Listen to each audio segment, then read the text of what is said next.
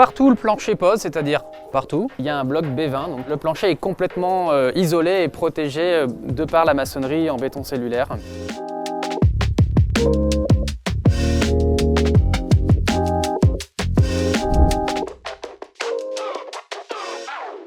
Aujourd'hui, nous nous rendons sur un chantier à Cuques où nous allons visiter une maison construite en 36,5 par la société LBD. Le chantier de M. Lamance, c'est un chantier qu'on a construit en béton cellulaire ensemble pour aller chercher des performances thermiques accrues sur la maçonnerie, entre autres. J'ai ce projet-là qui a commencé déjà il y a 2 ans, donc j'en suis ravi. On voit bien ce que ça donne là, déjà.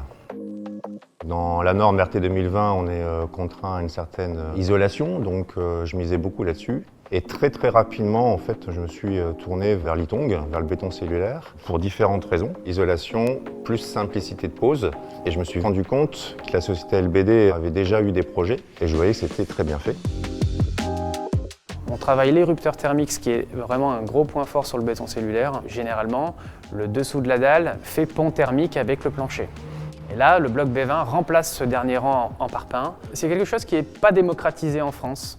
Et c'est un produit que je trouve très performant et pas beaucoup plus cher à mettre en place qu'un bloc de parpaing. On enlève vraiment un pont thermique, donc ça se valorise très bien dans les études thermiques.